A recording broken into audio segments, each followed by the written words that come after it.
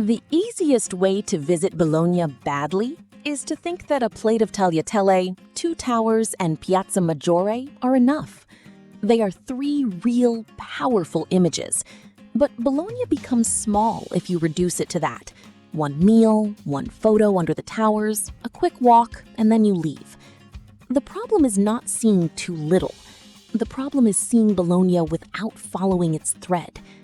If you are wondering what to see in Bologna without getting lost in an endless list, I would start with a simple order: the monumental center, learned Bologna, food, Santo Stefano, the Porticoes, San Luca, and practical choices based on your time. And there is a point later in the route where Bologna changes tone completely. It is not the most famous square. It is not the towers. And maybe that is exactly where many visitors begin to understand it. I would start from the most obvious place, but only because, if you look at it properly, it is not obvious at all. Piazza Maggiore is the best place to start Bologna because it immediately gives you space, orientation, and scale. You have San Petronio in front of you, Palazzo de Curcio, Palazzo Rienzo, Palazzo del Podestà, and just a few steps away, the Fountain of Neptune. There is no need to cross it in a hurry. In fact, the first mistake is taking 2 photos and rushing straight to the 2 towers. Stop for a moment. San Petronio, with its unfinished facade, explains Bologna better than many polished descriptions. Marble below, brick above, as if the city did not need to look complete in order to feel powerful. Then, yes, reach the 2 towers as well, but use them as a transition, not as the whole goal. For climbs, access, or restricted areas, always check the latest information before going. Bologna is vertical in its symbols, but it is lived horizontally, by walking.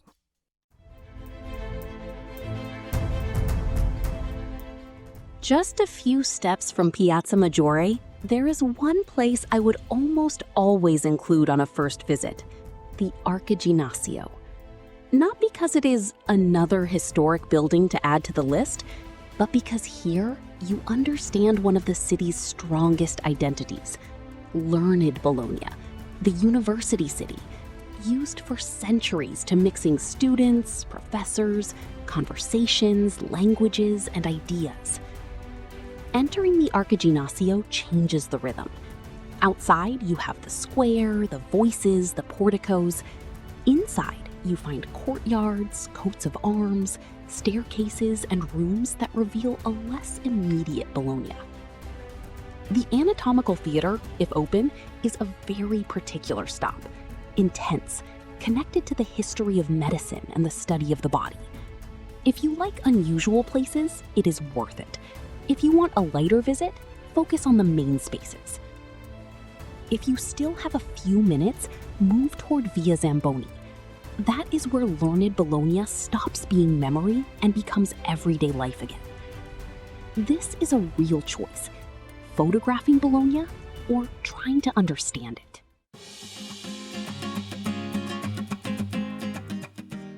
From the quiet atmosphere of the Archiginnasio, you can reach the Quadrilatero in just a few minutes, and here, Bologna changes temperature. The streets become narrower, shop windows fill up, and suddenly you see cured meats, cheeses, fresh pasta, bottles, small tables, people stopping even just for a bite. This is the most delicious side of Bologna, the one many visitors look for first. And they are right. But be careful. If the Quadrilatero becomes only a place to eat something, you will burn through it in half an hour. If you use it as a passage between Piazza Maggiore, the towers, and Santo Stefano, it becomes much more interesting. Walk into the side streets. Notice the counters, the signs, and the way food is not separate from the city, but sits right inside its historic center, almost attached to the old buildings. Bologna should be tasted, yes, but if you only sit at the table, the city stops moving. If you enjoy this way of traveling, you can subscribe. Here we try to understand cities on the ground.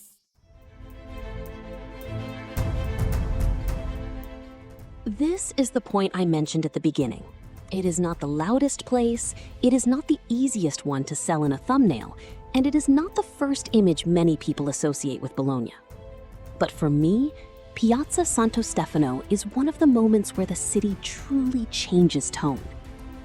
You leave behind the dense streets of the Quadrilatero, the food, the voices, the narrow passages. Little by little, the space opens up, and you find yourself in a different kind of square. Irregular, quieter, almost suspended. The Basilica of Santo Stefano, often known as the complex of the seven churches, should not be visited as a box to tick. It should be crossed. If you go inside, let the spaces change one after another. Stone, shadow, courtyards, passages, small perspectives. And here is a real question. If you had limited time, would you rather see more famous places or stay longer in a place like Santo Stefano? There is no right answer for everyone, but this choice changes the trip. You do not understand Bologna by adding more stops. You understand it when you accept that some places deserve more silence.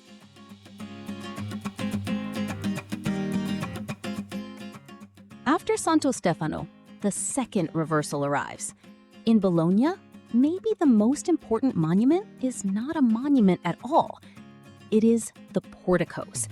Not because they are beautiful to photograph, although they are, but because they change the way you use the city. They protect you, guide you, make you walk longer, and move you from one area to another without ever making you feel completely outside the center. In many cities, porticos are a detail. In Bologna, they become a system. Then there is Via Piella, with the famous little window over the canal. It is curious, photogenic, and different. But let me be practical. Do not build too many expectations around it. It is a detail, not the main reason to come to Bologna. Go there if you are already nearby, or if you enjoy hidden corners. But if you only have a few hours, leave it for a slower walk. Hidden Bologna is beautiful when it comes as a surprise, not when it becomes a forced hunt for a viral detail.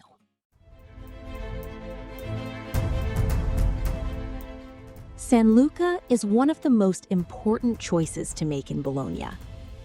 The sanctuary of the Madonna de San Luca is outside the very heart of the center, up on the hill, connected to the city by a very long portico. It is one of Bologna's strongest images, but it is not a place to squeeze casually between two central monuments. San Luca is beautiful, but the mistake is forcing it into an already packed day. If you only have a few hours and you have not understood the center yet, leave it for a second visit. That is not a failure. It is a smart choice. But if you have time, comfortable shoes, and the desire to end Bologna with a real change of perspective, then San Luca becomes one of the strongest experiences. San Luca makes sense when you want to see Bologna from another distance, no longer inside the streets, but from outside, after you have crossed them. The point is not saying, "I went there." The point is reaching it when the climb actually makes sense within your route. I would place it at the end of a second day, or as the big closing moment of a weekend. If you have half a day, choose a few well-connected stops. Piazza Maggiore, the Archiginnasio, the Quadrilatero, and Santo Stefano already give you a very strong Bologna. With one day, add San Petronio, the two towers from the outside, and the porticos. With 2 days or a weekend, San Luca makes much more sense. The point is not doing everything. It is not losing the thread. In the end, Bologna does not ask you to choose between monuments and food, between history and everyday life.